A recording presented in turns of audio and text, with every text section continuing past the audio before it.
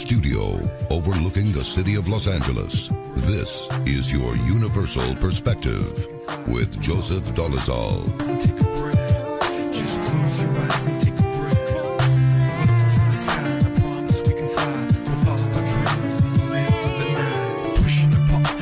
Exposing my fate, had another dream, accelerate my heart rate, feeling like my chest keeps bouncing back, trying to get past all the things I lack.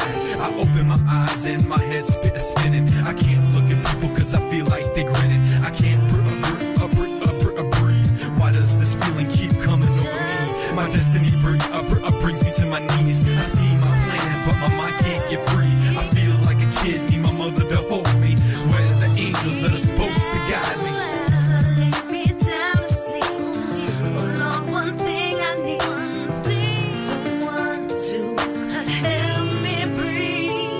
Just close your eyes and take a breath.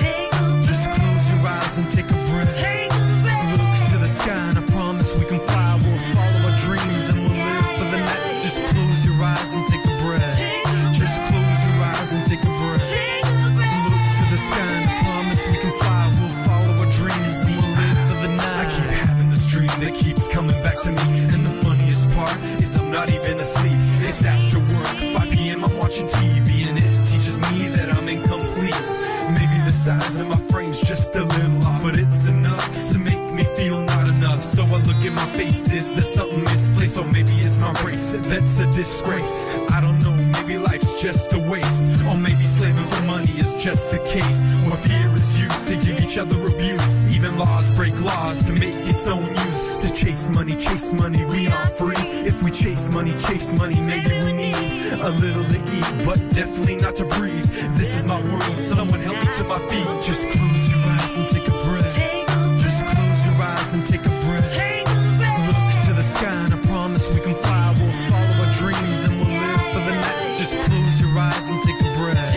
Just close your eyes and take a breath. Look to the sky and I promise we can fly. We'll follow our dreams and we'll live for the night. I try to breathe, but the pressure's pounding on my chest. I try to believe, but my mind never rests. They try to tell me to really succeed, you gotta have lust or be full of greed. This day changes with a realization that a man's a man that has a destination. More I believe in me.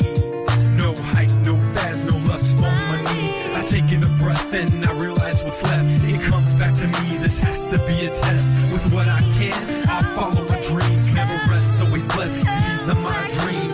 There's no boundary as I'm looking to the sky. Not every day's gonna be blessed, so I try to be the man that follows his plan. Oh yes I can, oh yes I can. Just close your eyes and take a breath. Just close your eyes and take a breath. Look to the sky and I promise we can fly. We'll follow our dreams and we'll live for the night. Just close your eyes and take a breath. Just close your eyes and take a breath. Look to the sky and I promise we can fly. We'll follow our dreams and we'll live for the night.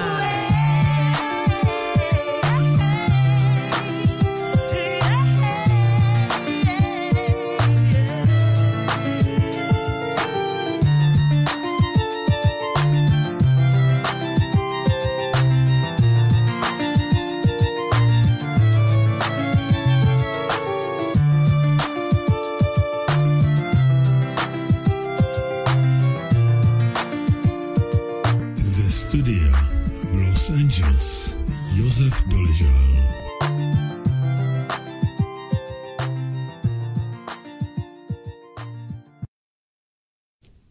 Hezký večer, vážení posluchači, při dnešním středečním večeru tady u nás v České republice a středečním večeru v středečním poledni, prostě se chtěl říct v LA. V středečním večeru v Čechy jste chtěl říct? Ano. Ano. A středeční tady poledne v USA, v Americe. Hezky vás zdravím, pane Doležele. Já vás taktéž a zároveň i posluchače a diváky. Tak já musím jenom říci, že jste se právě teď před chviličkou vrátil z nějaké velmi důležité práce, jak jste říkal, a proto jsme nestačili ještě naštelovat kameru, proto vás tam mám v takové té mladší podobě zatím, ale co tím chcete říct mladší podobě? Na té fotce, ano. No, to uvidí posluchači, jaký tam bude možná rozdíl po první písnice, kdy budeme snažit naštelovat kameru. Takže uvidíte. Tadyhle to vypadá, že je opravdu mladší podoba. Ale vy to všichni víte. To je z 15 let, když mě bylo 15. Tak to zase ne. 20, možná, ale to by neměl být takový rozdíl. Možná před 15 lety, to bych to uvěřil, ano. To jste to zase poplet, pane Hlávka. To je moc, jo. No. Dobře. Ale to je jedno. Ale každopádně tady máme už asi takových 10 dnů chemtrails. Aha. Je to neuvěřitelný. Teď jsem dokonce komunikoval s jedním známým, který je ve Švýcarsku, ten prohlašoval to samý, že to tam abnormálně sprejujou ve Švýcarska a říkal, že je to divný, on je tam u Curychu v takovém menším městě a povídal, že přes noc se tam za sebe vraždili 3 lidi bezdůvodně. Jo? Takže v těch chemtrails bude i něco jiného, kromě ovlivňování počasí. A kromě jiného, my jsme měli obrovský vedra minulý týden, to bylo až 40 stupňů a dnes máme 26 a pod mrakem. No. Tady je taky pod mrakem, ale jak jsme říkali... To tam nemůžete vědět, když je máte večer, jak to víte? No tak nejsou vidět hvězdičky, no většinou to tak je poznat podleto. Ale i přes den bylo pod mrakem. Ale jde o to, že nás tady taky hezky kropili a možná i díky tomu zase se dějou takové věci dnes. Já musím sám říci, že dnes tady v České republice, ono i ve světě, se dělo neskutečně zajímavých záležitostí, o kterých se jistě budeme bavit. Tady v České republice to bylo okolo toho Zlatého slavíka, že to všichni sledujete, jak to všechno bylo. O tom se určitě taky popovídáme. Zkusíme si oknout na takové souvislosti s tím, na takový pozadí, jak by to vlastně, jak by se to nechalo vysvětlit, co to je za poselství, co nám vlastně tím říkají a ukazujou vzhledem třeba k politické scéně, k volbám a podobně, protože tam se to může dít velmi podobně. To je taky jedna velká záležitost. Potom, co se stalo u toho Haagského tribunálu, pane Doležale, jistě víte, co tam bylo dneska za incident ohromný. Ano, už to psali tady i místní noviny, BBC o tom psala a i RT. Ano. Jak si tam vzali jet přímo před soudem. Viděl jsi to video? Viděl, samozřejmě, já ho tady mám i připravený, tomu se ke všemu dostaneme. Máme tady, určitě probereme i tu Severní Koreu, vypuštění další rakety Kimem a reakci vlastně světa, především teda USA, jaká byla a tak dále. Samozřejmě vy se na to můžete ptát na různé věci, přijděte taky i se svými poznatky. My nejenom, že bychom chtěli nějak informovat, ale my bychom chtěli i předávat vaše poznatky, vaše informace, co jste načerpali nejen dnes, ale i přes celý týden, kdy jsme tady vlastně, pane Doležale, neměli, že tu máme jenom ve středu.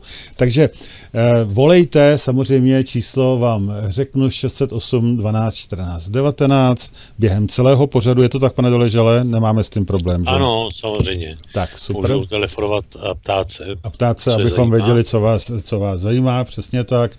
Skype je taky jasný, svcs.vysílaní, to je Skype, tam můžete taktéž živě, no a na mail můžete psát také.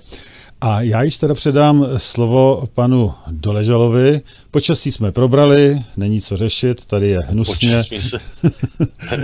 Nebudeme se zdržovat dál, tam je pěkně, nebo aspoň relativně pěkně. A teď zkusme něco teda nejdřív, co se děje v USA, co my se tady pod vírem těch mnoha zajímavých věcí, které se tu dějou, vůbec prakticky dozvíme, nebo co tady zapadá úplně, ano, takže zkuste běžné záležitosti, které se tam dějou v USA. Tady v podstatě, kromě pár vražd, které tady probíhají na denním pořádku, není nic tak velkého z politické stránky, krom toho samozřejmě, že Trump prohlásil, že budou problémy s Nordkoreou, která vystřelila, jak všichni víme, včera další raketu. Tentokrát se bojí toho jejího dosahu, že může doletět až do Spojených států, s čímž asi nepočítali. A takže o tom probíhaly teď zprávy a hodnotí to tady a při včerejším nočním programu, který jsem poslouchal, tak jeden z těch největších komentátorů tady už téměř inklinoval k tomu, že není jiného vyhnutí, než to řešit válečným způsobem. Jo? Co jste chtěl říct? Chtěl jsem říct to, že tady samozřejmě na různém tomu mainstreamu také byly takové titulky, že prakticky Trump je tlačen k tomu takovému rozhodnutí, které ještě nepadlo od dob druhé světové války, což je celkem jasná zpráva, na co naráží, na co poukazují. Jenomže já pořád říkám, že oni pořád tvrdí, že Kim s nima nechce jednat. A já se ptám všech ostatních, za těch okolností, které jsou mu nabízeny, je možný, aby s nima jednal? Co by se mohlo stát, kdyby s nima jednal? Dopad by jako všechny ty státy, jako je Irák, jako je Sýrie, jako je Libye, jako jsou všichni. On právě s nima jedná, ale nechce se způsobem. Ano, jiným způsobem. Tím, že vystřelí raketu, protože tohle všechno, o čem mluvíte, to je mi absolutně jasný, jak by to asi dopadlo a skončilo. Takže ona platí to přísloví, nejlepší obrana je útok. Že jo? Takže on jim dává najevo, že se nenechá jako nějakým způsobem tak to podřídit jako všichni. Podřídit, ano, že bude bojovat.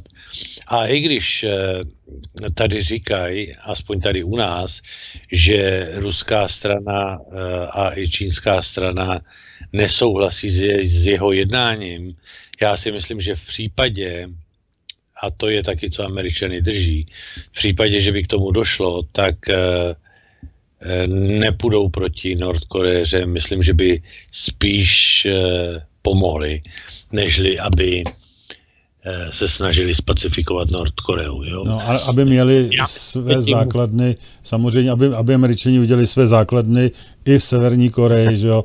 To by se nelíbilo ani Číně, ani Rusku asi. Ano, samozřejmě. No. To je hlavní důvod a to je, bych řekl, hlavní důvod, proč ještě k něčemu nedošlo, jako myslím tím napadení. A taky kvůli tomu, že ta americká strana to ví, vyhodnotili to a proto zatím jsou jenom okolo toho verbální útoky, ale žádný jiný. Ale řekl bych, pane Doležale, že i ty verbální útoky jsou tentokrát velice vlahé. Já bych řekl, že už Trump a vůbec celá ta klika americká vystřílela svou munici. Ne. Jak se říká? Ono může být takzvaný ticho před bouří. Jo? Pozor, to si nechce plést. Ona je nevýhoda tady, co jsem slyšel taky z různých zdrojů, že Trump v podstatě neovládá zahraniční politiku. Ano. Že ho ovládá vlastně ten vojensko-industriální komplex, který rozhoduje, nebo má rozhodující say, jak se říká, ano, k tomu, jestli to spustí nebo ne. Ty si nejsou jasný, nejsou si jistý teda, ne jasný, pardon, ale myslím, že Trump v tomhletom, co říká nebo neříká, to je spíš, co mu řeknou, aby říkal nebo neříkal. Ano. Ale nemá v tom rozhodující slovo. Je trošku, já si myslím, že teď ještě by to bylo aspoň z té americké strany ukvapený, toho oni jsou si vědomí, čekají na lepší pozici, aby tak učinili. Hlavně to nebudou říkat a pak napadnou, aby se protivník stačil připravit. To je jedna strana. A druhá, jsem si všimnul, že dneska taková zdánlivě nesouvisející, ano. Že se zvýšila dneska, to oficiálně řekli, výroba za tenhle měsíc o 12% oceli. Jo? Kde? V USA. Takže, nebo kde? Ano, zde v USA. Tak víte, co to znamená. No to znamená, že zbrojaři jedou na plný pecky. Ano, jedou na plný pecky a proto s tím taky souvisí to prohlášení Putina z minulého týdne, který jsem vám říkal v minulém pořadu zrovna, to bylo před týdnem vlastně, přesně před týdnem, kdy prohlásil, že se všechno má připravit, veškerý zbrojní průmysl na válečný stav v Rusku. Ano. Já si myslím, že přípravy jakési jsou silácké, ale nakonec opravdu rozhodne to, že zjistili, že ten Kim už prostě je schopen disponovat tou jadernou silou a že asi toho se zaleknou a budou sticha. Budou sklapnou ocas, jak se říká. Budou sice furt vyskakovat, ale tomu nedojde. Si nejsem tak jistý, ono je spíš otázka kdy. Ne, že by to bylo dneska, nebo zítra, jak říkám, tady musí být učiněny přípravy a nejde jenom o to, že oni napadnou tam, ale oni musí být potom připravení všude. Ano. To znamená v Sýrii, na Středním východě, všechno se to prostě kumuluje a hatí. Začíná to být všude horký. Ta situace začíná být horká po celém světě. Ale mě ztrácí pozice právě tady ta klika, myslím, těch globalistů. No, jak se to veme? Ještě další takzvaně zpráva, která nesouvisí s průběhem a přitom ano, to se vám taky říkal, Bitcoin, jo, ta kryptokurz. Přes 11 000, ano. Ano, přesně tak. Tak co to znamená? To je další ukazatel k tomu, že se něco děje a že se lidi prostě chtějí schovat peníze do nějaký měny v případě konfliktů, jak by to mohli skasírovat kdekoliv, jakkoliv a pokud možno bez problémů. Jo? I když to zdánlivě nevypadá, že to s tím souvisí, tak já věřím tomu, že to s tím souvisí, protože ten vzestup od minulého týdne do tohohle týdne je o $3,000. Ano, přesně tak. Minulý týden byl $8,000 a dneska 11. Přes 11. A teďko to asi spadlo chviličku, ale ono tam hodně, je to takzvaně volatilní. Ale je fakt, že jde to po hyperbole prostě. Na začátku roku to bylo asi 200 nebo $300, no, jasně.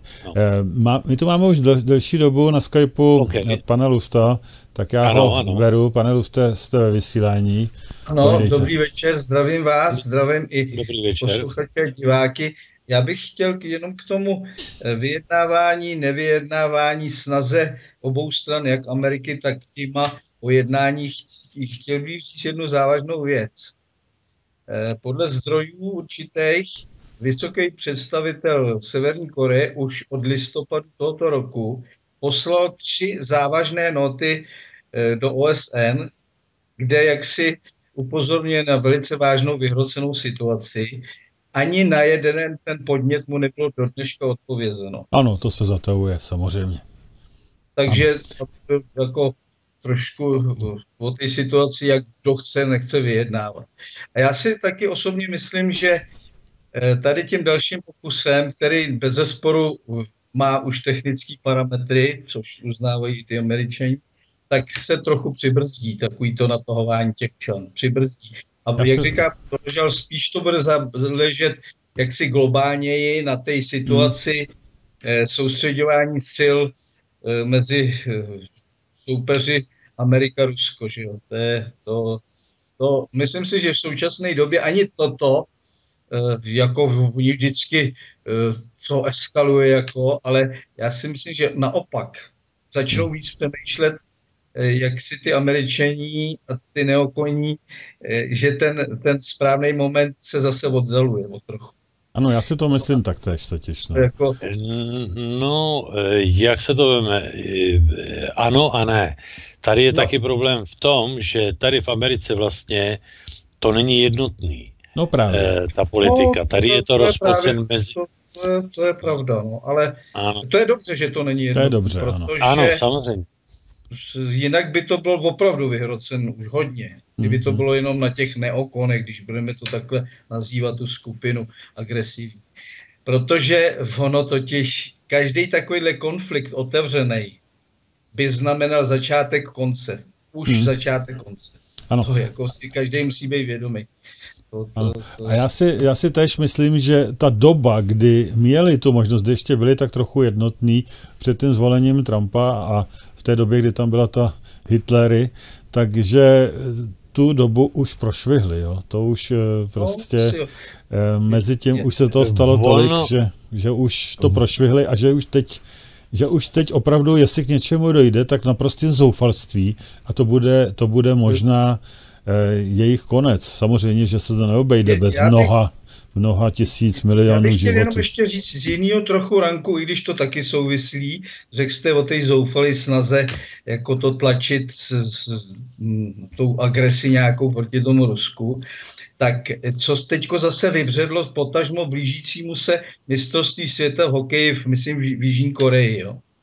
Ano. Tak oni zase, ta vada a teď vůbec ty Američani usilují o to vyřadit Rusy z toho mistrovství světa. Nebo to bude olympiáda vlastně.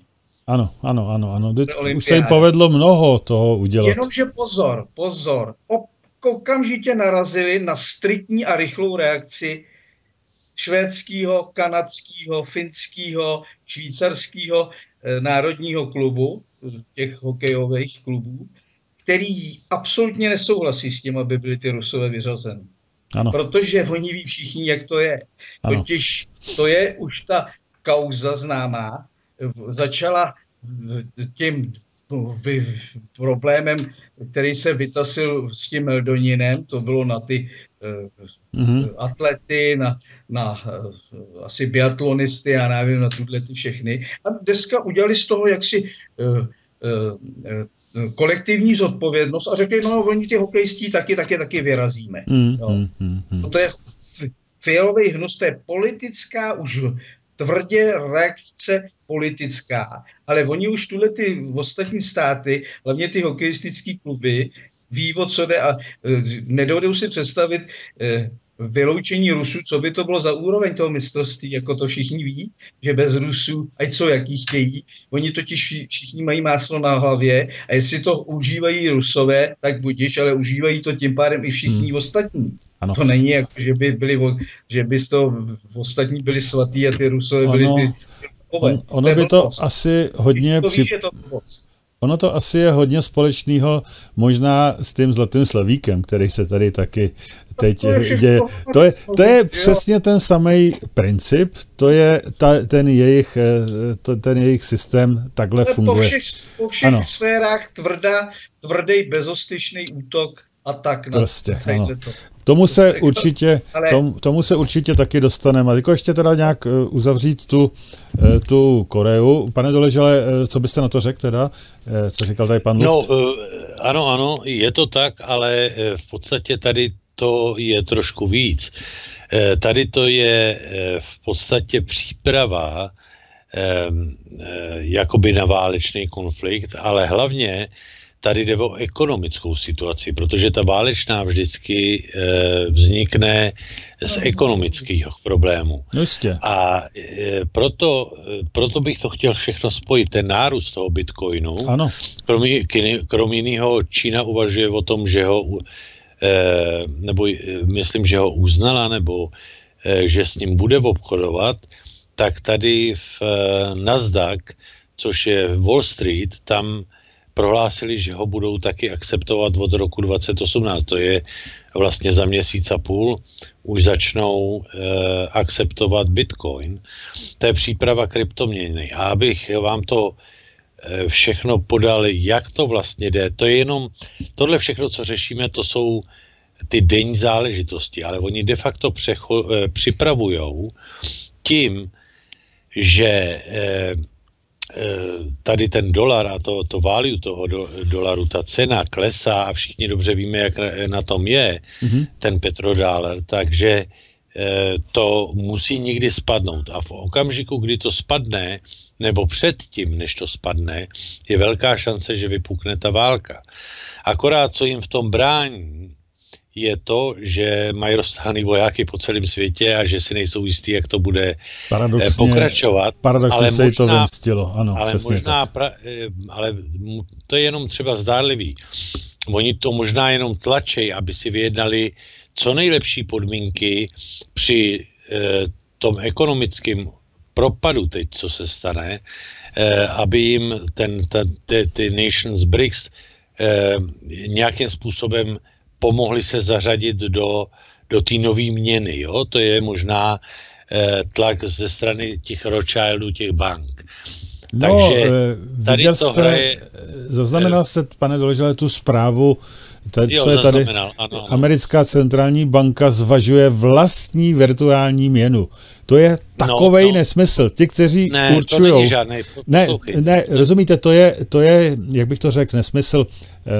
Nemyslím, že to je nesmysl, ale ti, kteří určují, kteří si s celosvětovou měnou můžou dělat, co chtí prakticky, tak proč by byla ještě na co potřebují další virtuální měnu? Tady to ukazuje... Já vám to vysvětlím. Tohle všechno ze vším souvisí. Teď, jak jsem vám to říkal, ten přechod Bitcoin a tak dále.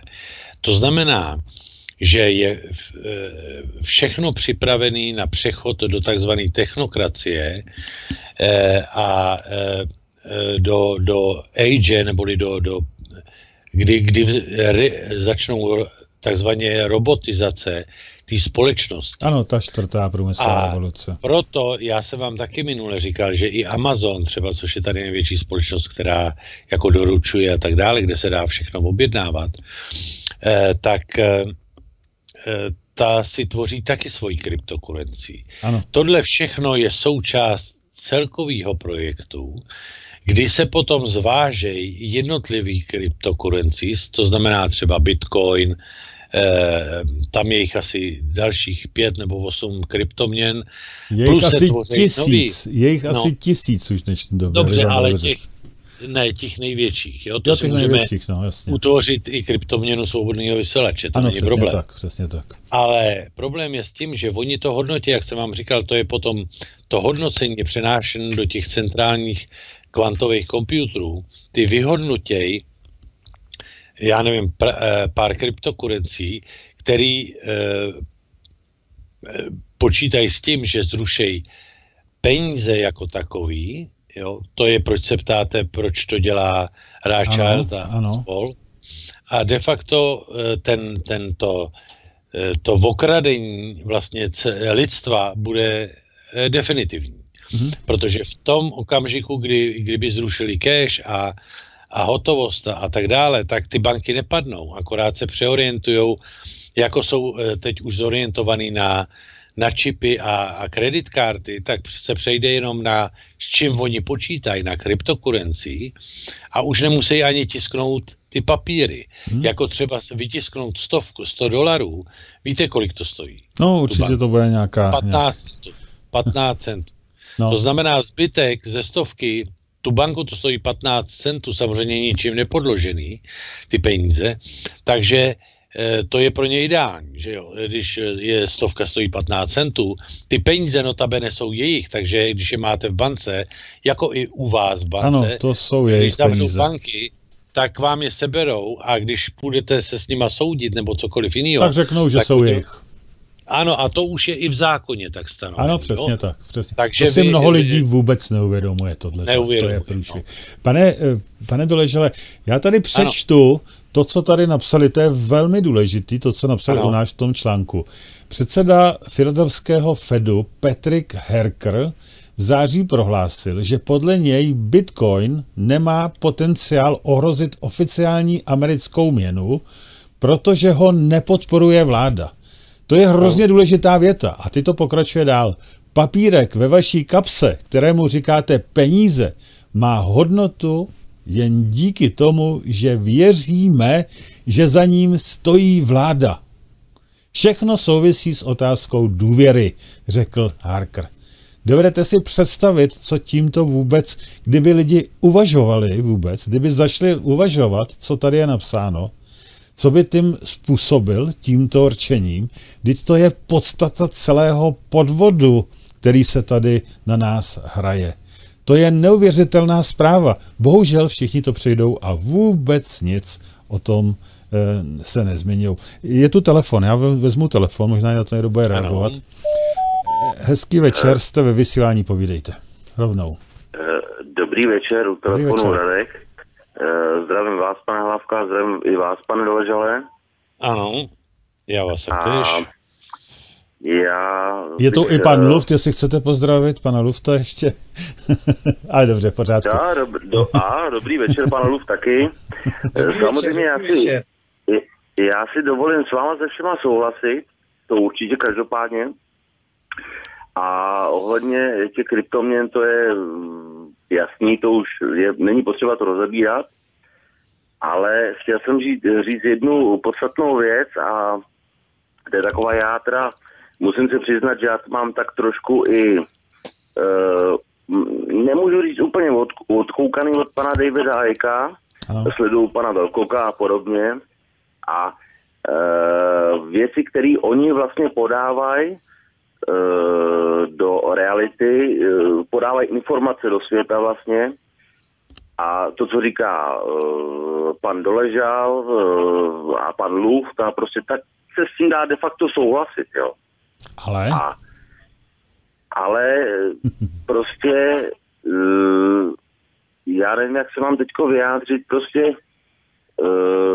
říkám, souhlasím s tím, ale tam rozhoduje, jak prohlásil pan Doležal, tam rozhoduje opravdu prostě ten svět, pan Doležal, můžete mě doplnit, ten vyšší já, jako... Já nevím, kam míříte pořád, jsem nepochopil. Já bych řekl ty globální zájmy, který mají přesný plán, jak provádět postupně tu svoji nadvládu, jak to tady zařídí. Ale ta už je předurčená. Ano. To jsem právě říkal. Ano, to jede podle plánu a krok za krokem to jede. Přesně. Samozřejmě, ale já jsem měl na mysli jako já teď nemám na to slovo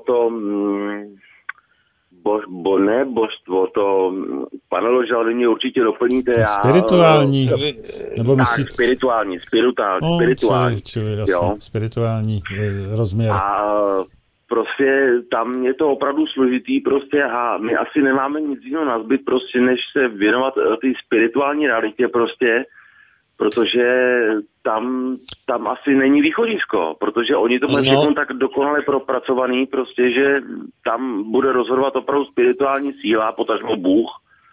Prostě protože podle mě zkrátka je teďko momentálně ve válečném stavu je Pán Bůh a Satan.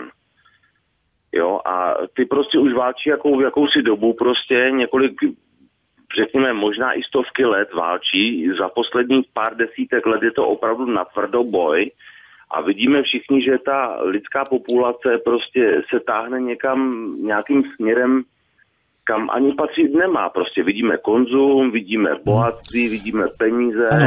Ano, pane, na telefonu, jako jsem přeslechl to jméno Radku, možná, že to tak bude, ale v tom případě my, lidstvo, jsme jejich rukojmí toho satana, když to tak vezme, protože on je schopný nás ovlivňovat přes ty média, přes ty politiky a podobně. Ano, a my potom s ním jako souhlasíme. Čili nemají to v rukou oni, ale máme to v rukou my, abychom nepodlehli právě tomuto ovlivňování a této propagandě, která je jasná, že jo, samozřejmě. Takže máme to v rukou my. V okamžiku, když ten satan, jak říkáte, nebude schopen ovlivňovat a nebude od nás mít tu energii, padá samozřejmě.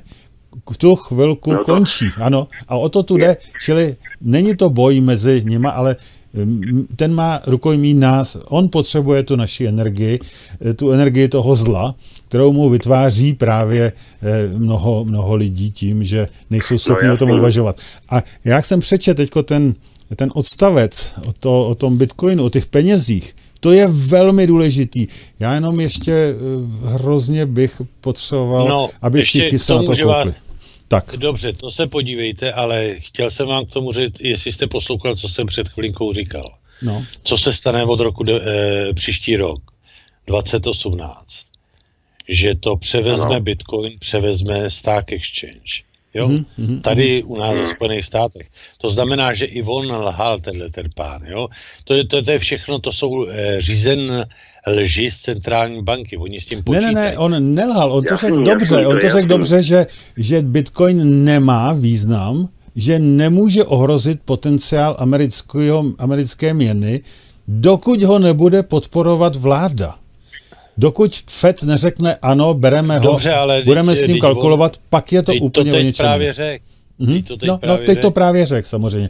Takže to je v pořádku. Je fakt, že ten Bitcoin, na něj nadávali všichni a říkali, jaká to je bublina, jak je to všechno, jak to splaskne. To je bublina, to ona možná spadne. Ano. Já počítám s tím, že všechny tyhle kryptoměny, oni samozřejmě vám neřeknou, který je nejlepší. Oni splasknou, no. To je ale zároveň... Zároveň s tím splaskne samozřejmě i ta moc těch ale neokonů. Nesplaskne žádná moc. No já si myslím, že pravdou. Ano. Ne, to je vyhodnocování. Co se děje, je teď vyhodnocování. Oni zkouší, to je obyčejná psychologie, tohleto. Jak vidíte, co se stalo od minulého týdne, vzrostnul o $3,000.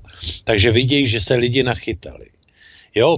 Takže teď to podpořili tím, že to různé státy uznají jako měnu, s kterou se bude dát obchodovat a přejdou na to, tím pádem lidi budou o to víc tohle vyžadovat a to je to, co oni chtějí, protože potom jednak upadá, běžný peněžnictví upadá, dolar, těsně veškerý hospodářství západně před úpadkem.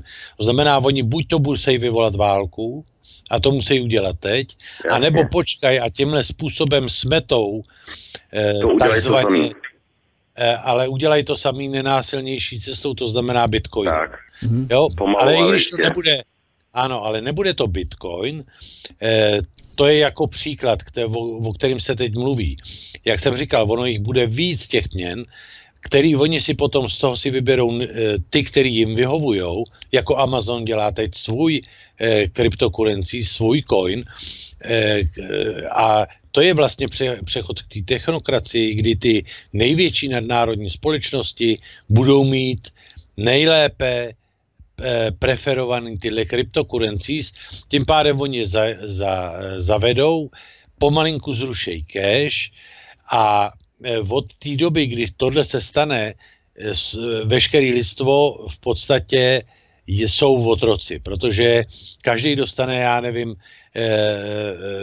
samozřejmě to se bude muset dělat pomocí počítačů, který už mají takových 30 let, ty kvantové počítače jsou 30 let dopředu vyvinutý, mají obrovskou sílu, to jsem vám říkal taky posledně, jak je každý vedený, sbírají práci zprávy a ty psychologické výzkumy, jak hrajete na Facebooku hry, co budu v příštím životě, jaký jsem, kdo jsem, jak se rozhořčují, tohle všechno oni evidujou a každý z vás nebo z nás dostane potom určitý číslo, dejme tomu, to je ten Markov Beast,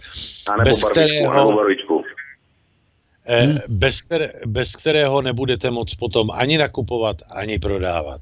A to je de facto vítězství toho bankovního kartelu, protože nemáte kam co schovat. To bude všechno jenom takzvaně počítačově, to je virtuální, to bude virtuální platidlo, který v podstatě vůbec nic neznamená a ty čísla vám kdykoliv smažou, přidělej, umažou a tak dále. Takže pane Doležale, bohu dík, nebo bohužel, jestli můžu k tomu, tak právě ten Bitcoin je stavěn tak, že tohleto udělat s ním nemohou. Právě proto získává tu hodnotu. Že protože nemohou s ním udělat vůbec nic. Počkejte, na čem je postavený Bitcoin? Jakže to s tím nemůžou udělat? Nemohou. Skutečně žádná vláda, žádný banky s tím nemohou opravdu nic udělat. Nejde to. Spíš bych vám to vysvětlil takhle. Ne, že by nemohli, oni nechtějí. Protože potřebují, aby se lidi nachytali na ten Bitcoin. To je možný, ale zatím ani nemohou. Protože potom vám protože vám potom jednoduše řeknou, že ho neuznávají a že Bitcoin je lež a že tam žádné peníze nejsou. Bitcoin není podložený zlatem, samozřejmě jako mají banky, nebo jako není nic. A je to v Turánu z 9 000 to bude nebo 11 000 to bude 0. Mm-hmm. To je jenom, jak jste říkal, postaven na důvěře. Ano, na důvěře. Že lidi tomu věří. Zrovna tak, jako tomu věříte teď vy, jako tomu věříte ty, že to je vlastně ideální měna, jako to teď prohlašuju tady, já jsem četl taky na stránkách, že to nejde ovlivňovat, že to banka nemůže vzít, nemůže, no. Že to je bezpečný. Oni to nechtějí vzít. Proč by to brali? Teď oni vám, když budou chtít, když se ty banky domluví centrální, tak je nebudou měnit ty bitcoiny a je to vyřešený. Ale ten Bitcoin to nepotřebuje, aby byl měněn. A dobře, tak mi řekněte, co si za... Tak si vemte Bitcoin a běžte si koupit chleba. No tak je mnoho už... ani nic. Ano, zatím ne. Vyměnit ten Bitcoin. No jistě, tak o to jde. Ale pozor, už je mnoho obchodů, kteří ho akceptujou, jo? Který ho akceptujou a kde můžete s tím platit. Tak povídejte ještě. Já jenom jestli můžu doplnit takovou malou informaci. Já jsem vlastně minulý týden jsem nakupoval přes e-shop internetový, v jednom velkou obchodě internetovém jsem nakupoval nějaký zboží, nějaký druh zboží a už tam byl automat na bitcoiny. Nebyla to Alza? Alza. No tak ty už právě jedou hodně v tom. Tak a já jsem koukal, jakou měl ten hodnotu bitcoin, docela jsem byl zaražený a měl minulý týden, řekněme úterý středa, měl hodnotu 188 000 nějaký drobný. Ano, asi 7 tisíc. A 3-4 dny, nebo možná 5 dní, abych neblafal, tak už měl hodnotu přes 200 000, takže on roste opravdu závratnou rychlostí, jo. Dneska už má 250 000, ano, proto s ním ani nikdo neplatí, jo, protože to se nevyplatí s tím platit. Chápete to? Tady nejde vůbec o podstatu, jestli roste, neroste, co si za to koupíte, nekoupíte. Tady jde jenom o to, abyste tomu věřili. Jakmile tomu budete věřit, udělají. Buď to nechají Bitcoin, nebo vymyslejí nový a v tom okamžiku je to, co chtěli. Mají lidstvo tam, kde ho chtěli mít. Budiš. Můžu se vás, pane Dodžele, zeptat jednu věc. Mě by zajímal váš názor na to, kdybych třeba, řekněme před rokem nebo před 2 lety, když začínal Bitcoin, kdybych si koupil jeden Bitcoin za, řekněme, 50 korun. Teď vlastně po 2 letech bych hodnotu Bitcoinu by vyspal na těch 4 milionů a teď bych měl 1000 Bitcoinů. Ano. Je možný to vyplatit nebo ne? No, samozřejmě, že to je možné. Že ano. Samozřejmě, že to jde. Že je, ale to je všechno záleží na důvěře. Teď je všechno možné. Samozřejmě, že to roste, jsou na tom obrovský zisky, lidi na tom zbohatli, ale to musí být, to je proces. Jak nabídete důvěru? Tím, že to pracuje. Jo, cokoliv.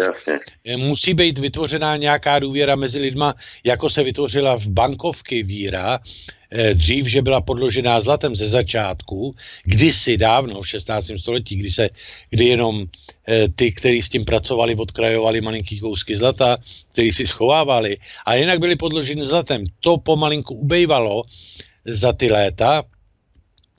V 1913 a potom definitivně Nixon to vzal, že je podložený zlato, už nebylo podložený anymore, a dali to na podložený petrodolarem.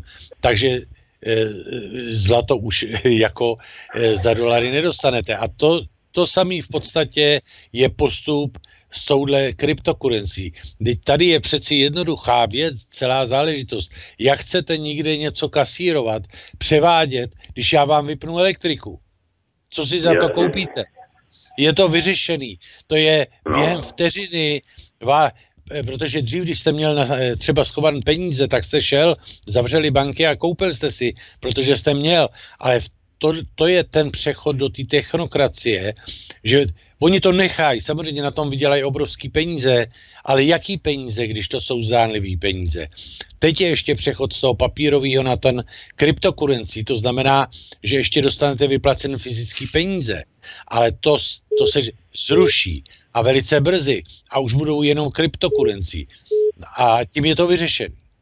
Dobře. Můžu vstoupit? Dobře, na telefonu už asi to. Pane Luft, pane Luft, prosím, ještě vy a musíme to uzavřít tento. Můžu teda? Ano, tak povídejte.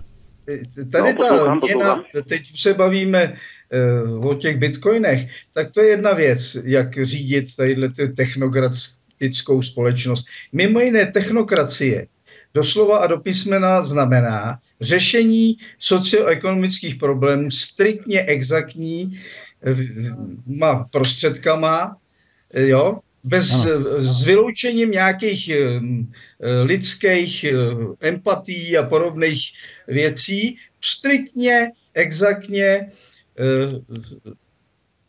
a sofistikovaně. Takže to je tato věc. Za druhý, všimněte si, teďko současných, který se rozvíjí atributy toho nového řádu.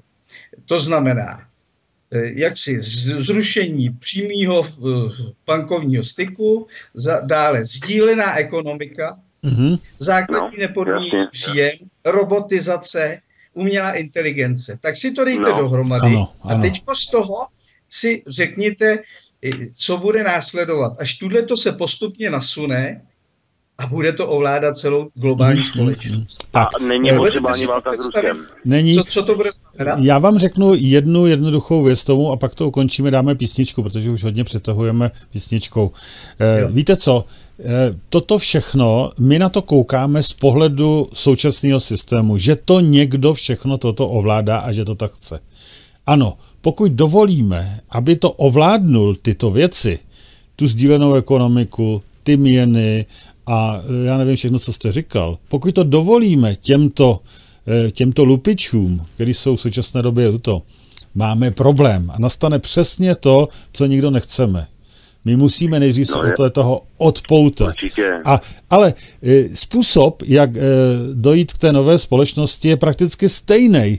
Akorát rozdíl je v tom, že to musí mít v rukou ta společnost, ty lidi, to lidstvo. Nikoliv ti, kteří nás chtějí tím dostat. To je jediný rozdíl. Než si to lidi uvědomí. Tak to tam bude. Ano, a to je věc. O toho jsme tady. Přesně. O toho jsme tady, abychom tím nestrašili, že to je takhle špatně, ale abychom řekli, takhle to vůbec nemusí být špatně, ale nesmíme připustit, aby to měli v rukou ti, kteří chtí nás si podrobit. To je ten problém. Pane Hlávka, ještě bych jednu věc podotknul na závěr. Já bych chtěl říct jednu věc, že vlastně de facto celý svět je kontrolovaný, včetně Vladimíra Putina. Ano, samozřejmě. Takže tam jsou prostě šachy, které jsou rozestavěny a lidi, ať je to ruská společnost, americká společnost nebo evropská společnost, tak my jsme jenom součástí určitý hry. Jo, to je určitě, to jsou věci, o kterých to víme, to je celkem takový známý to, co říkáte, ano, ale říkám, podstatný je to, co jsem řekl, myslím před chviličkou, velmi důležitý. Ten pokrok prostě nemůžete zastavit. A tu negativní moc těch současných peněz a toho systému prostě to má v ruce do té doby, dokud my si to neuvědomíme. Je to na nás, uvědomit si to, pochopit, je to na nás, vážení. Tak, a teď už to ukončím, dáme jednu nádhernou písničku na to konto, abychom trochu se dostali z toho splínu. Já bych ještě na závěr rád poděkoval všem, jak vám, pane Hlávka, tak vám, pane Doležala, i panu Luft, prostě všem vám moc krát děkuju za diskuzi. Dobře, díky moc, nebudeme to dál zdržovat, díky moc. Mějte se hezky. Ano, tak. Nashledanou obou dvou. Pane Doležale, my teď dáme tu jednu písničku, kterou jste nám poslali, opravdu velmi, velmi pěkná, a nebo možná dvě, je to tak? No, dejte dvě asi. Dáme dvě, aby jsme to stihli všechny 4 přehrát, který tu mám k dispozici. Takže to bude Haleluja od prostě zaspívaný dětma, ruskými dětma, je to nádherný opravdu, poslechněte si to, stojí to za to. No a pak tam bude ještě jednou Tennessee něco. Whisky, ale k tomu, to už jsem vám to bylo minule. Akorát, proč jsem to tam dal? Protože jsem chtěl ukázat, že to je vlastně o řízení světa i o zpěvácích, o protlačování. To má konkrétní aplikaci ten na Slavíka, kdy normální lidi, tenhle člověk zpívá tu Tennessee whisky vlastně v normálním traku se svojí dcerou a je pomalu lepší než největší hvězda tady, která je protlačovaná oficiálně tiskem a médiama. Jo? Tak proto jsem ji tam znova zařadil. To je vidět na videu, tak ať si to lidi poslechnou. Tak super, takže nejdřív to Haleluja a pak to Tennessee whisky. Takže zhruba za 8 minut zhruba znova s panem Doležalem u pořadu, který je dneska velmi, velmi zajímavý. Ano, po 2 moc pěkných písničkách, především ta první teda. Já nevím, ale já to teda ještě neslyšel, co tady pan Doležal divil, že jsem ji ještě neslyšel, opravdu ne, ale to teda je síla, to je neskutečný. Fakt paráda. Ty Rusové prostě dokážou věci neuvěřitelný. A hlavně, že jsou to děti. Děti, no. A ještě k tomu děti. To je právě ta budoucnost toho národa. Ano. Já to záměrně dávám. Nejen samozřejmě, že měli překrásný hlasy, ale jde o to, tam i cítíte u těch dětí ten optimismus, tu sílu života, že se těší na ten život, že ho mají rádi, což se nedá říct u mládeže tady západní, kde probíhají sebevraždy, všichni jsou na drogách a tak dále a tak dále. A záměrně jsem dal taky i to druhý video, aby zase lidi viděli, kde to má obrovský počet zhlédnutí. 10 milionů. No, a to kvůli tomu, že tlačí nesmyslný zpěváky, samý satanistický jako Lady Gaga nebo Madonna. To je absolutní odpad proti tomu, co tenhle obyčejnej, to je člověk, který se živí ve stavebnictví, bez práce byl se svojí dcerou a snažil se prorazit tím, že zpíval, proto to taky není tak kvalitní, zpíval normálně v traku na playback. Ano. A viděli jste, jak překrásně zpívá a jak dcera je na něj hrdá. To znamená, tady vidíte rozdíl i v zaměření té společnosti, ta beznaděj té západní společnosti, kdy člověk, který je výborný zpěvák a je bez práce a přestože dcera je na něj hrdá, tak jakoby nemá budoucnost. Neupsal se ďáblu, že jo? Neupsal se ďáblu, dá by se říct. Přesně, ano. Neupsal se ďáblu, neupsal se satanovi a na druhé straně vidíte ten rozkvět, to duševno těch ruských dětí. To, i když se podíváte, vy tam nemáte asi moc přístup na normální ruský kanály, tam když vidíte i mladý, takzvaně mladý holky, 20letý nebo tak, nebo i ty kluci, tak jsou takový optimistický, baví se a vidíte to cítíte i z hlasu, i z toho pohledu do očí těch lidí, co se jim odehrává v duši. A to se tady nedá říct, že jo. U vás je to bango hlavně, že jo. Ano, dobře. Už tady čekají zase lidi na telefonu a to já se nedostanu ani k tomu, co jsem chtěl, ale to nevadí, třeba se k tomu dostane pán na telefonu. Hezký večer, můžete povídat, jste ve vysílání na telefonu. Hezký večer, pane Hlávko, pane Doležale. Já bych teda osobně nikdy neinvestoval do jedniček a nul. Jo, jako... Vy se vracíte ještě k tomu Bitcoinu, ano? Přesně tak, no. No, ale... Já bych právě takhle. Víte, ono, když není kam potom už investovat, rozumíte? Jasně. Jo, tak prostě už jsou... Já co si myslím teda? Já bych spíš investoval do něčeho jakoby hmotného, jo. Co mám v ruce. To jako já musím jako souhlasit s panem Doležalem, určitě. Ale na jednu stranu máme tady náboženství, že jo. Boha. Nikdo ho nikdy neviděl. Ano. Takže jsem z toho docela konsternovaný. Ano, ono o tom opravdu třeba hodně přemýšlet, co vlastně tady a jít hodně do hloubky, abychom zjistili, jak to všechno funguje. Já vám děkuji za váš názor. Chcete se něco zeptat ještě konkrétně? Asi ne, no. Takhle spíš to bylo jenom konstatování. Dobře, jako, právě, no. Takhle, no. Tak díky moc. Jestli byste k tomu ještě mohl trošku vyjádřit.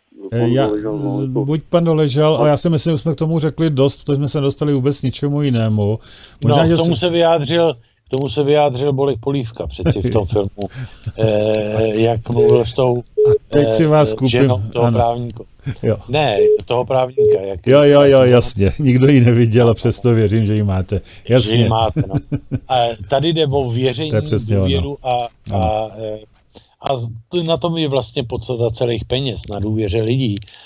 A já samozřejmě teď všichni budou věřit a všichni do toho půjdou.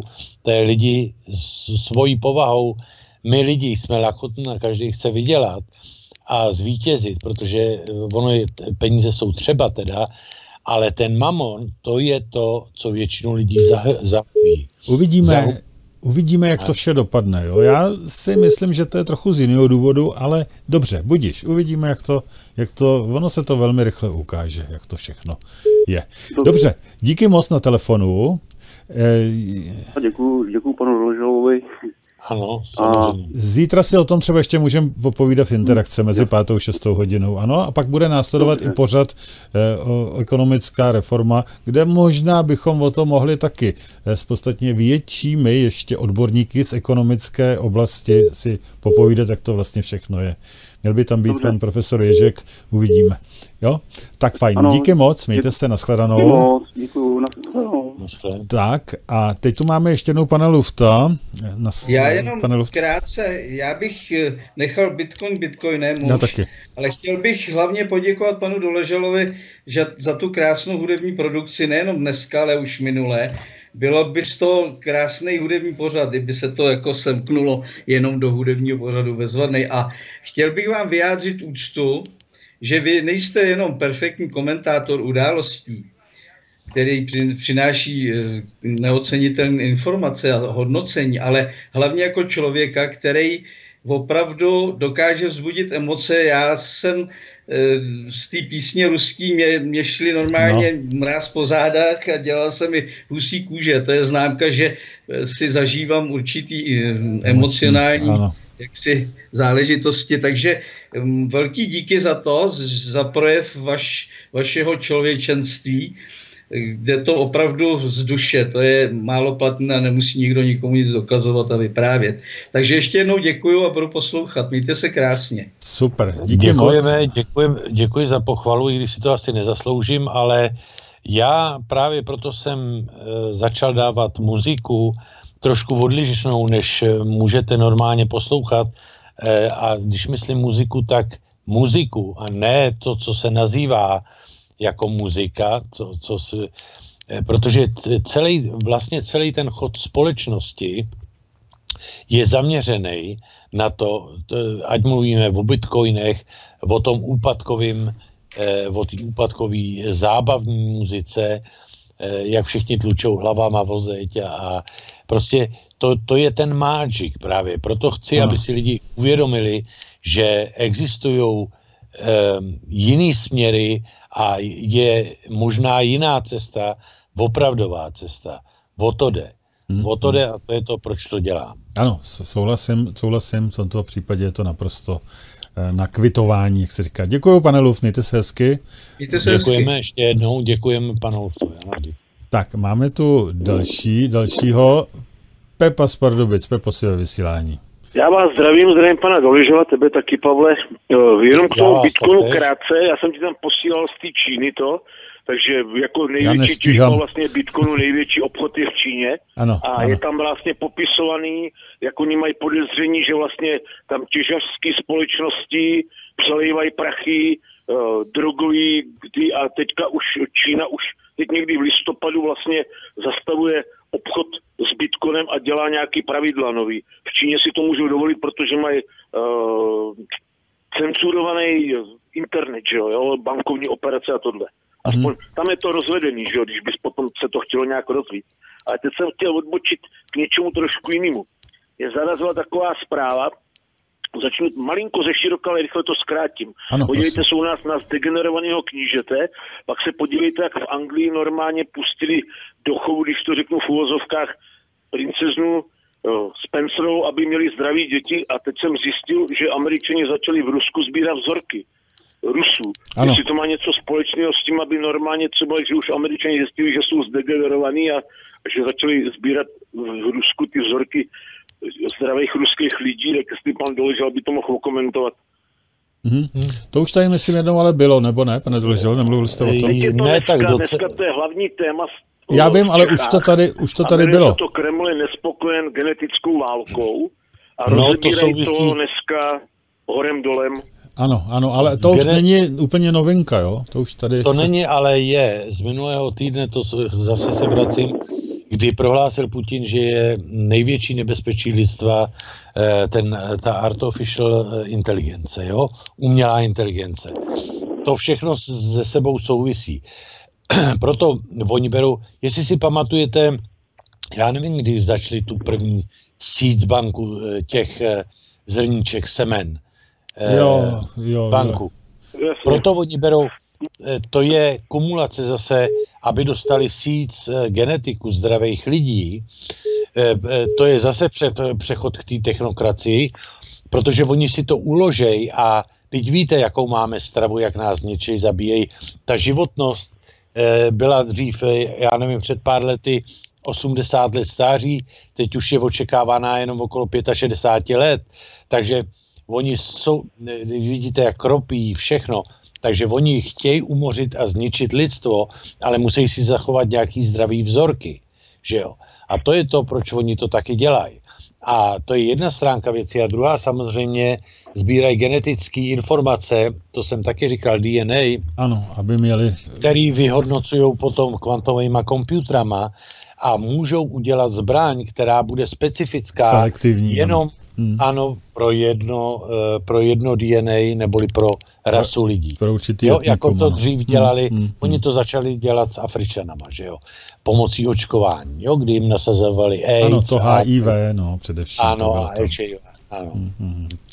Dobrý, Pepo. To právě bylo zajímavé akorát to, že přímo v té zprávě, když ta společnost, která má napojení na Pentagon, takže bylo přímo napsáno to, že ty vzorky nesmí být z území Ukrajiny a že musí být od etnických Rusů, který Rusů jako původních, ne těch asijských a takových těch, co tam spadá. Ale jasný, ale víte proč? Já jsem to taky říkal. V Ukrajině začali teď snad budovat další 2 nebo 3 fabriky na virusy. Jo? Na výrobu virusů. Na Ukrajině to začali. Ano. To je jedna taková zpráva. Druhá zpráva, která se je zapotřebí si dát dohromady, o té jsem se taky zmiňoval minule, jaká byla zavedená úřední řeč. Ne ruská, ale ukrajinská a hebrejská. To znamená, že s tím záměrem, za tím záměrem samozřejmě něco je. A to, když si sloučíte, tak asi vidíte, jaká perspektiva toho národu a kam to směřuje. To jsou ty dlouholetý plány, který vypadají, vy si musíte dávat kousky dohromady. Proto třeba teď už bude nový počítač, který existuje, ten kvantový, vyhodnocovat, skládat a rozkládat DNA lidí, jak jsem o tom mluvil, a skládat dohromady a tvořit nově syntetickou DNA. A teď ještě k tomu je další DNA, který se bude tvořit pomocí toho práškování, to je třetí sféry. Víte, v DNA jsou 2 spirály, které tvoří lidskou DNA. Jo? A teď se buduje třetí DNA, právě DNA. Tak. A to třetí DNA, to je právě pomocí kropení, kdy takzvané umělé DNA, kdy ty lidi budou předěláni k obrazu svému a spěje to právě do té technokracie takzvaný, kdy ty lidi potom už normálně si neuvědomí, že byli vlastně předělaní, vyroste jim třetí DNA, jak říkáte u vás, a tím pádem už je, pakliže to se jim podaří, tak pak všichni jsou ztraceni, protože už se teď se v podstatě stane to, co se po čem toužej, no. Dobře. Tak, Pepo, máš tomu ještě něco? Já bych ještě k té Koreji, protože teď jsem, když se dívám na, co jsou ty zprávy z Pekingu, tak tam mluví o tom, že vlastně teďka před Amerikou stojí dva možný scénáře. Jeden je válka a druhý scénář je jako se sklonit a uznat, že ta LDR vlastně vstoupila mezi země, který mají jadernou hračku, tam doslova jako v tom překladu to je, a že by si potom změnit jednání. Ano, že přesně tak. A přesně to navazuje na to, když se čínského prezidenta ptali na to, jestli, jak se zachovají, tak on jenom odpověděl novinářům to, že pokud si začne Severní Korea, takže můžou slíbit, že jí nepomůžou. Mm-hmm. To je celý. Takže z toho vyplyne, a když se novinář snažil ptát na to, jestli teda, kdyby začala druhá strana, tak jestli pomůžou Koreji, tak na to už odmít odpovědět. On řekl, že to řekl jasně. To jsou ty diplomatické řečičky. Dobře, Pepo, díky moc. Tak jo, zdravím vás, mějte se. Musíme pokračovat dál hned potom, jak se k tomu vyjádří pan Doležal, prosím. Jestli chcete. K čemu chcete, abych se vyjádřil? Teď, co říkal Pepa, nebo... Jo, s tou Nordkoreou, já už jsem k tomu svý řekl, ale víte, ono není důležitý, co kdo říká, jaká strana co říká, ale co udělá. A tady je velice jednoduchý syrovej fakt. A ten fakt je takovej, že sousedí s Rusama Nordkorea a je to s Čínou. A oni si to tam prostě nenechají zanést ten konflikt k sobě, ke svým území, aby, chápete, nenechají. Tak ať říkají, že pomůžou, nepomůžou, protože vy si vždycky můžete vymyslet, že vás napadla druhá strana. To byl ten falešný false flag, neboli falešná vlajka, to byly vždycky záminky k válce. První nebo druhý světový válce. Takže to není nic novýho. Takže oni by to mohli vytvořit, samozřejmě. Ale všichni dobře vědějí, ty, kteří to znají, že tomu tak nebude. A to, co říká nebo neříká ta, která strana, není rozhodující. Rozhodující je, že se tomu tak nestane a že v okamžiku, kdyby k tomu opravdu došlo, tak samozřejmě Čína i Rusko bude bránit Nordkoreu. Easy like that. Akorát, co tam je, třeba vzít taky v potaz, to už jsem se taky zmiňoval, kde vyrůstal Nordkorej prezident. To už jsem vám taky říkal. Ano, a jeho rodiče ho vodili do školy ve Švýcarech.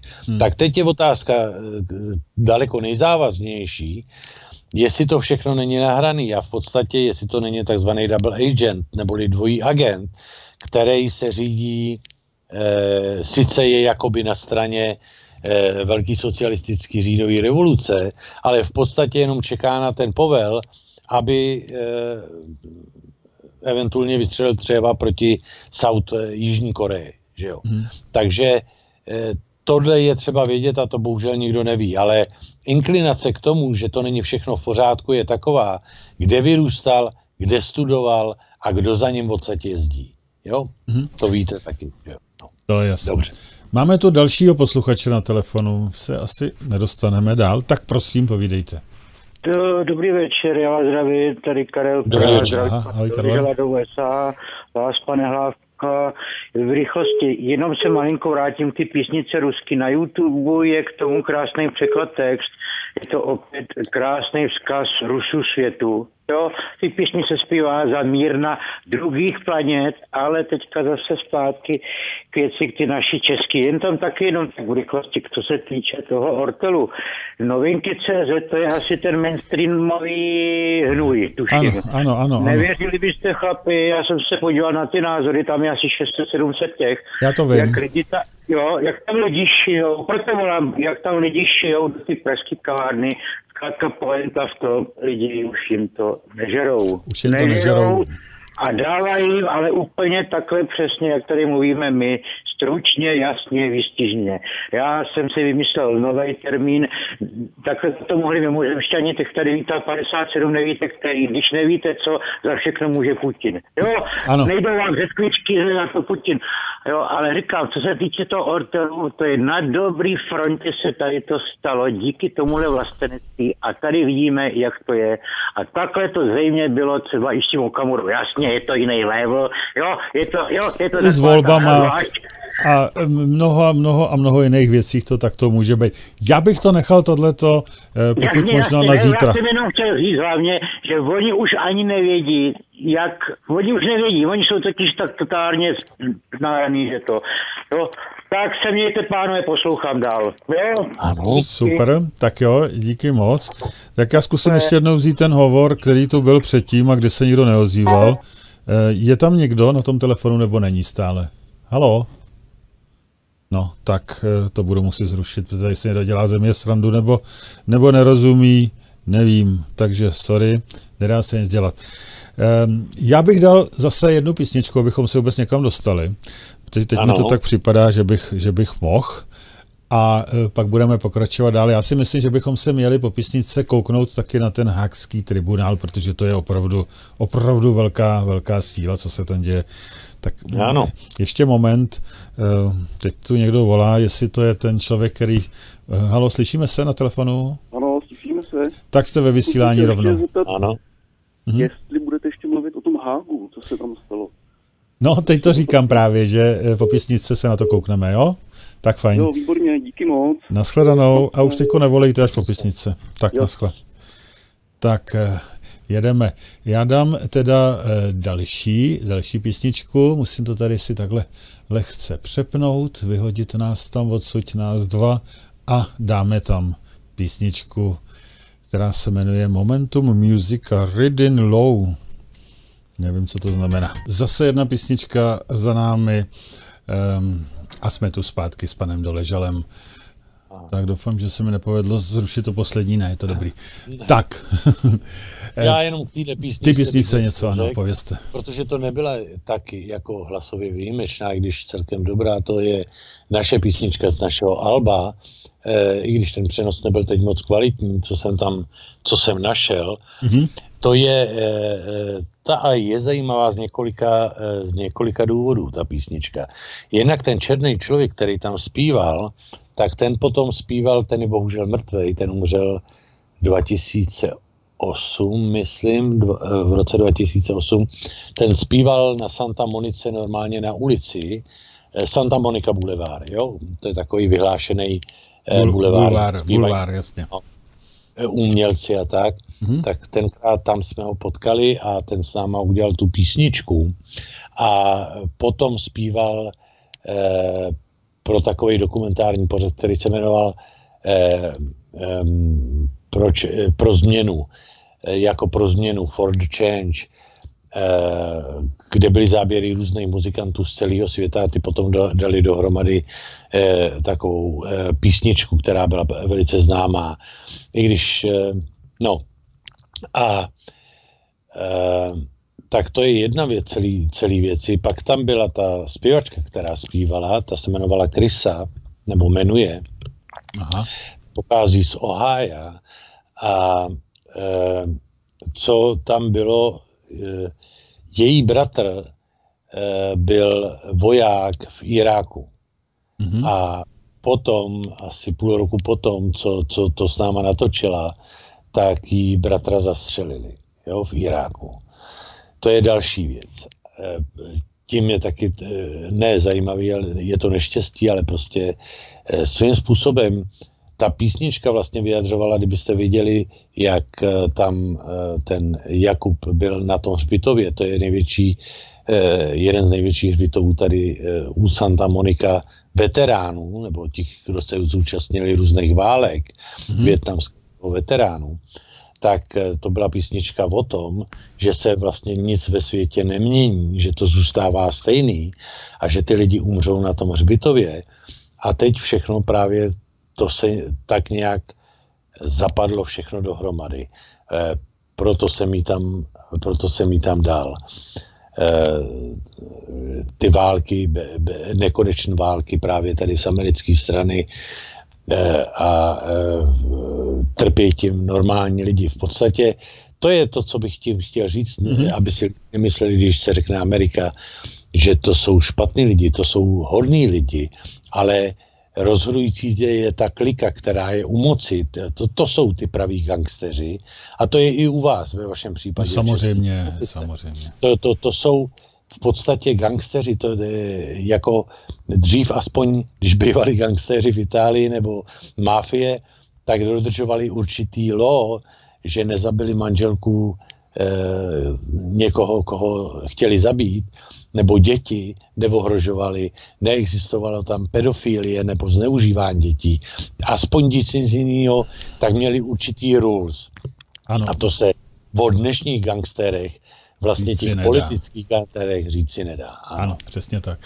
Já zkusím vzít teda ještě teďko jednoho na telefonu, jestli mu bude rozumět, já nevím, kdo volá. Tak halo, slyšíme se? Nevolejte mi, prosím, já vás neslyším. Jestli si děláte srandu, já vás neslyším. Halo, jste tam nebo ne? Halo. Tak prosím. No tak musíte poslouchat to, co je v telefonu, nikoli v rádiu. Buď jděte s telefonem vedle do místnosti, nebo si vypněte rádio. Ano? Tak tohle to nejde opravdu. Halo, slyšíme se? Poslední výzva, jinak končíme telefon. Halo? Ne, ten člověk prostě nechápe základní principy. Dobře, v pořádku. Já teď, no už prostě jste venku z vysílání, už mi to nebaví. Tohle. Já teď pustím video, který dnes proběhlo. Je to teda něco hroznýho, protože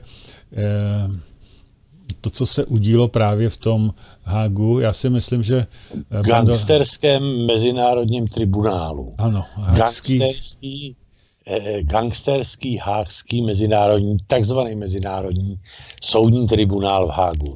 O tom mluvíte. Ano, mluvím o tom, já to tam teďko pustím. Je to i s titulkama, ale vy to nevidíte.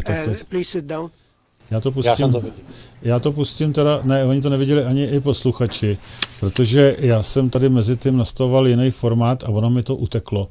Já to udělám ještě jednou. Ještě jednou, tak. Koukejte na to, je to síla.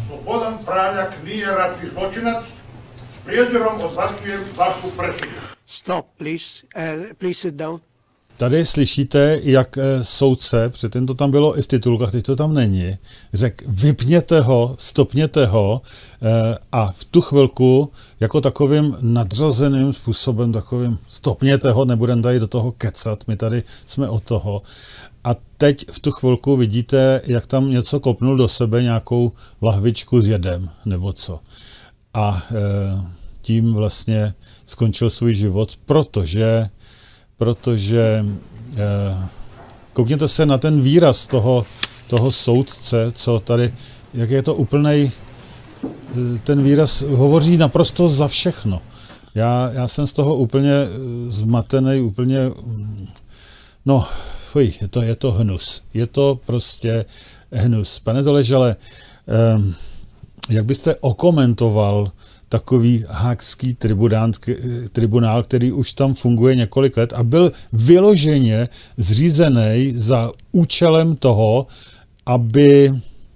aby něco prostě udělal, aby pracoval patrně, tady se to úplně jasně ukázalo, aby pracoval pro celosvětový řád. Ano, aby pracoval pro celosvětový řád. New World Order ten pracuje. S tím, že oni samozřejmě čím začali bývalou Jugoslávii, to rozbili a samozřejmě když se začne válčit, tak tam probíhají různé trestné činy. Ten člověk, který si vzal tu dávku toho jedu, tak to byl generál, já teď nevím, teď jeho jméno. Generál, to si potom řeknete. Tady jde o to, že on bránil srbskou stranu, že jo, jako křesťany a ten druhý, který už údajně odsouzený byl, tak tomu se nic nestalo, jet si nevzal, odsouzený je taky teda, ale například na té straně muslimský, tady se psalo v tom, že dělali takový zvěrstva, že uřezali Srbům hlavy a hráli s ním fotbal. Ano, jo, tak věřím tomu. A u tohohle člověka vidíte, který byl odsouzený dneska, teda respektive on se odvolal a přiklepili mu ten původní rozsudek, to bylo 20 let na doživotí, že dostal další 20 let, potvrdil tak vlastně prohlásil, že není žádný masový vrah nebo že není žádný zločinec a že to je jejich... že hraje, že nechte mi domluvit, ano. Že hájil vlastně zájmy toho státu, neboli národu srbského. A že není žádný válečný zločinec a když dostal těch jako 20 let, tak si vzal tu ampulku s jedem, vypil ji a už je mrtvej v současné době. A když uvidíte na to se vyplatí lidem, aby si to pustil několikrát za sebou. Ano. Tam vidíte v podstatě to, co probíhá v celé společnosti. Ano. Jak si hrajou na aristokracii. Jo? Oni jenom tím, že si buď to vemou paruky, nebo si vemou black černý taláry. Fialový tak, dneska? To je, to vám říkal no. Ole. To je zvláštní. Když vidíte fialový talár, tak to není už černý, jako normálně by měl být. Já vím, ale to bývali všude. Jde o fialovej, že fialová barva, jak vám říkal Ole, Damegard v minulém tom, znamená, že je in, neboli v spolku satanistů. A ty teď to byl oblečený tak, Obama byl tak oblečený, Bill Clinton, že měl buď to fialovou kravatu nebo tak to je znamení, že to pracuje pro tu svoji stranu, to znamená satanisty. A i tenhle hádský tribunál je v podstatě to samý. To je taková oficiální, jakoby legalizace vraždy, protože tohle je vražda, nebo byla vražda. Když se sám zabil, tak je to vražda. V podstatě. A víte dobře, s kým ta srbská válka, respektive byla rozložená Jugoslávie, tenkrát pomocí Albrightovi a našeho humanitárního bojovníka Havla, který tam nechal a souhlasil s bombardováním. On tenkrát, pane Doležale, přelety, ale tenkrát bohužel u toho byl i Zeman, prezident současný, který to tenkrát taky povolil. Jo. Věřím, že nevěděl, co se může stát. Ono většinou lidí bohužel nevědí tím, že nemají znalosti, protože vědění znamená moc. Tak bohužel některý lidi jsou v tom nevinně a některý lidi jsou v tom evidentně informovaní a jsou v tom zainteresovaní. Ale je to prostě tady to video je cen tím, že ty lidi se můžou na ty lidský tváře podívat. I na to vyjádření toho v obličeje těch očí, třeba toho soudce, jako když porazíte dobytek. Protože v podstatě to, co se děje teď ve světě, tak to je odličťování, to znamená ztrácení lidskosti, ztrácení pocitů.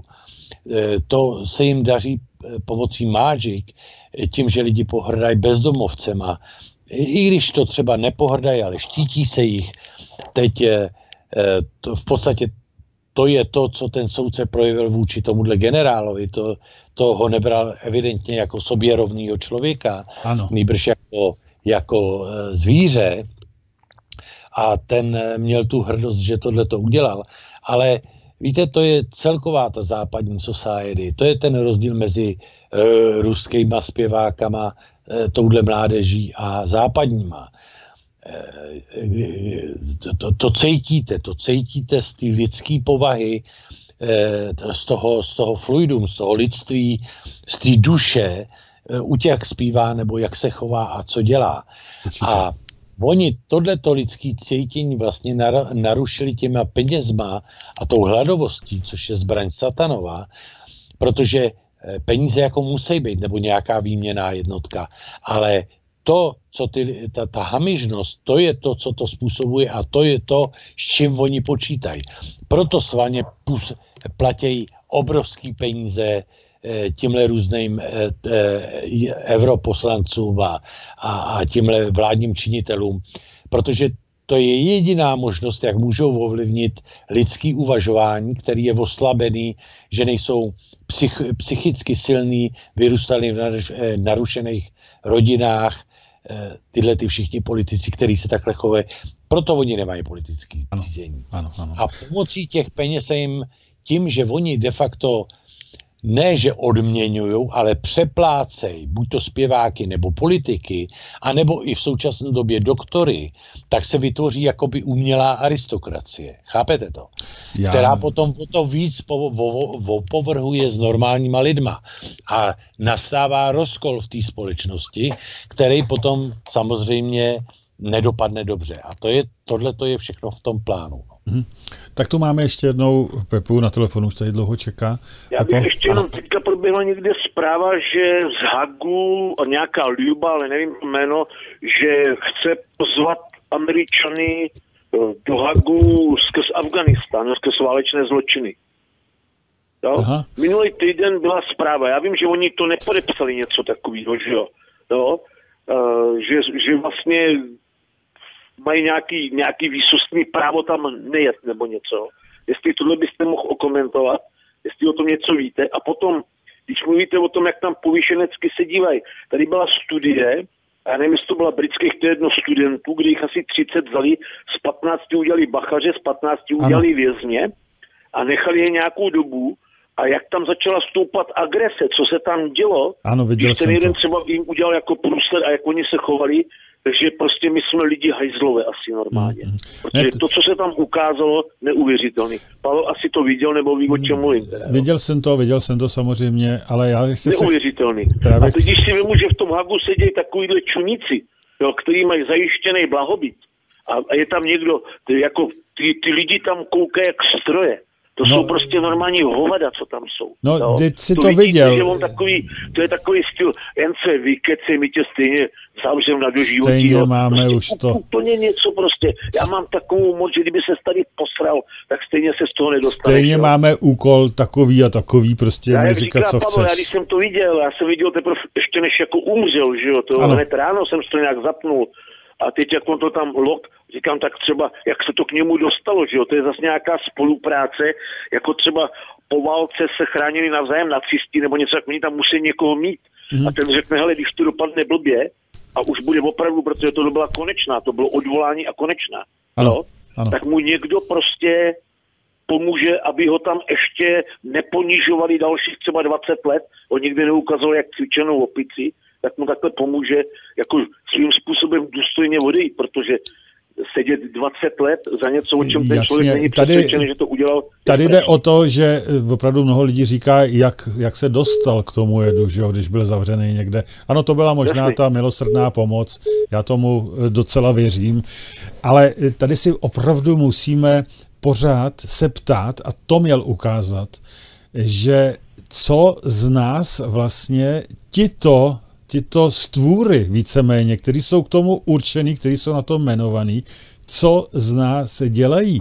To není jenom tam v tom haagském tribunálu, to je všude, to je tady u nás taky. To vám chci k tomu říct, to je právě to nebezpečí, do kterého teď jdete vy, který bylo zaviněn minulou vládou. A co tím chci říct? Nadvláda Německa. To znamená působení německé armády a německé policie na území Čechie, jak oni to nazvali. To znamená, jak se vám to říkal minule, oni nepoužijou na potlačení lidí, protože k tomu dojde. Nepoužijou jako naše vojáky nebo policisty. Vojáky žádné ani nemáme. Ale použijou právě západního Německa. A tohle je všechno vlastně systém a součást toho celkového plánu, protože co z tohohle vyplývá? Co myslíte, že se stane? Proč to natočili? A ten snímek uvedli. Ona to uvedla jak BBC, tak i ruská televize, RT, ruská televize, hned ráno, co se vlastně stalo. A dovedete si představit Jugoslávce, že jo? Ano, nebo Srby. To bude zlé. A to dovedete si představit, co tohleto, ta hrdiná jakoby smrt toho člověka, co vyvolá. To si, očekávejte, co se bude dít. A teď ještě k tomu samozřejmě nesmíme zapomenout na jednu věc, co se stalo v minulých týdnech. Že víte o tom, že Rusové darovali pár letounů Zemanovi. Zemanovi. Jugoslávii bývalé. Co jim věnovali?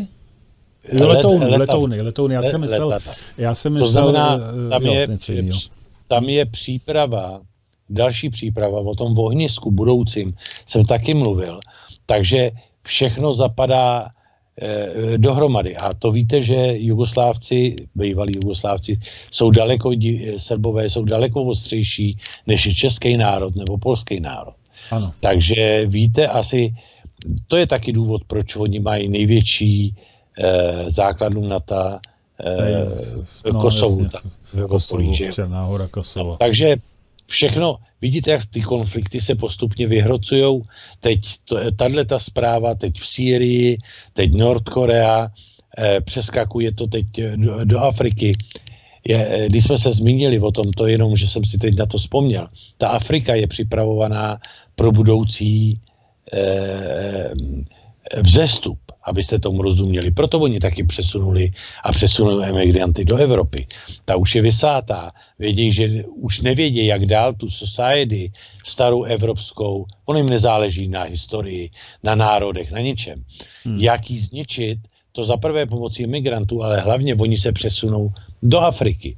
To je proč Angličani měli největší kolonie právě v Africe a začínali tam, kde to mě psal ten známej shodou okolností.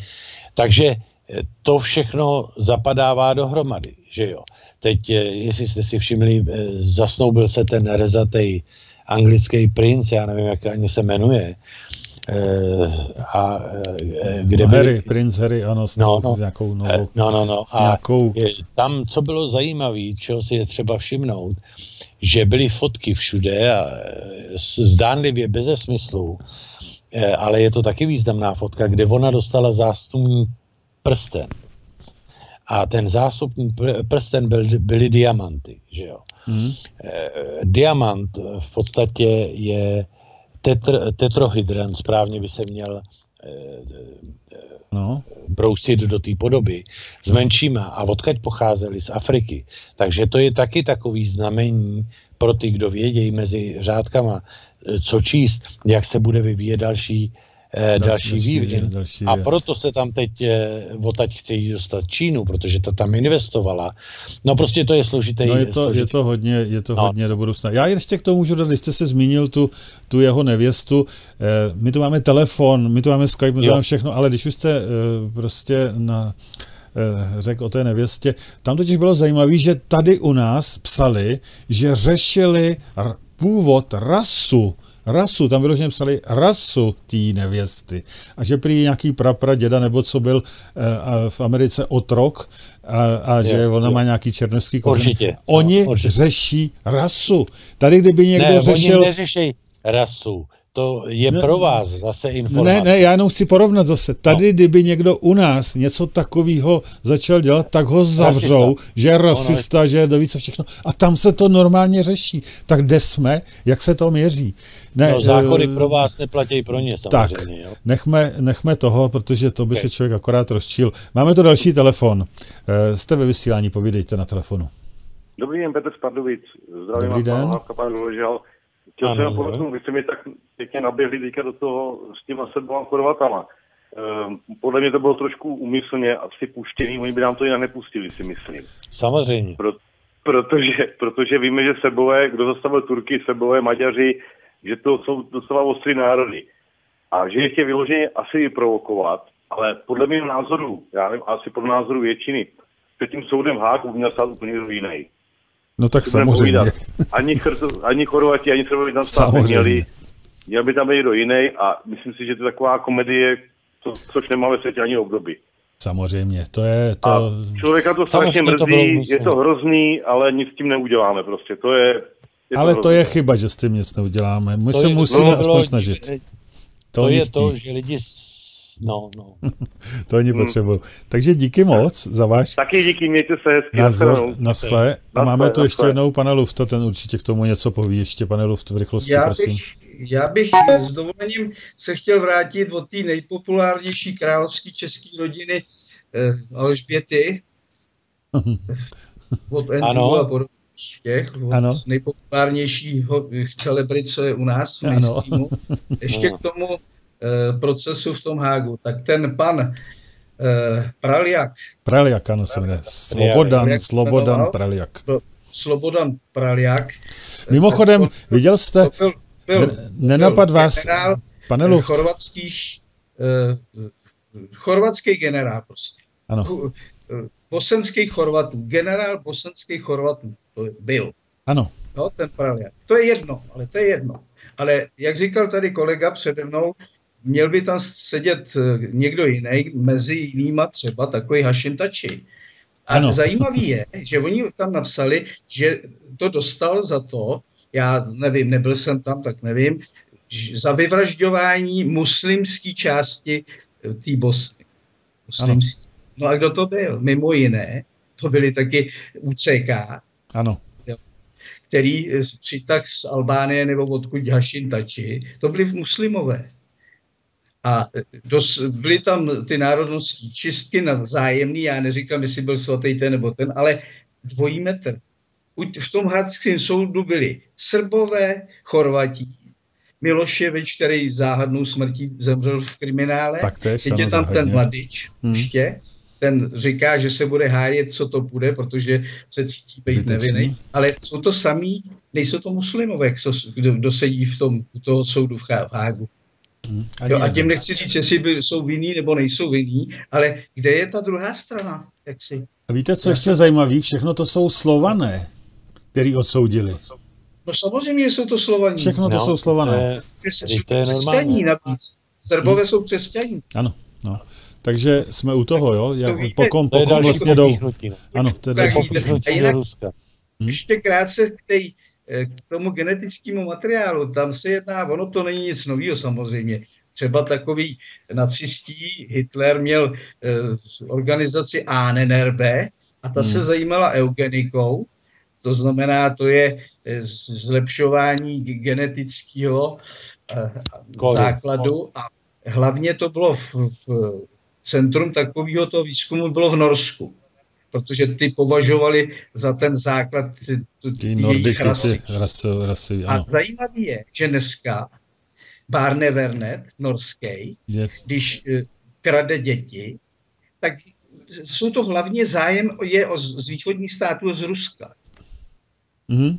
Jo, aby si oživili svůj genetický materiál, protože oni ho mají tou jaksi malou hustotou v tom Norsku, tak se tam, nevím, jestli se tam dějou incesty nebo co, ale prostě potřebují to oživit, tak mají největší zájem o východoevropský děti z východní Evropy z Ruska. A víte taky proč? Ono to je proto, že tady dlouho byl ten socialismus a tady se nebrali nějaký rozdíly mezi vrstvama, že jo?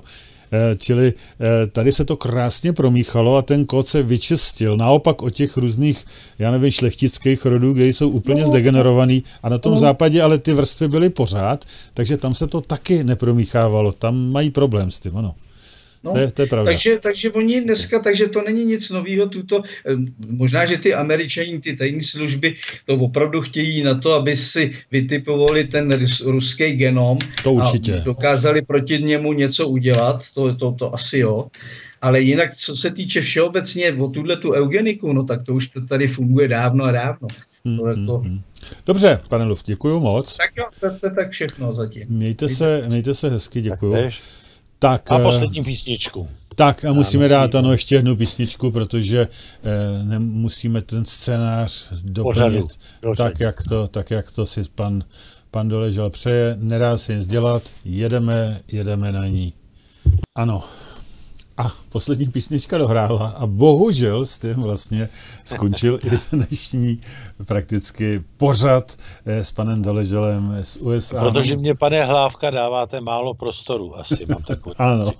Že to budeme muset vylepšit nějakým způsobem. Budeme to muset někdy. Si mohli trošku víc povídat, ano. Ano, bylo dneska mnoho hovorů.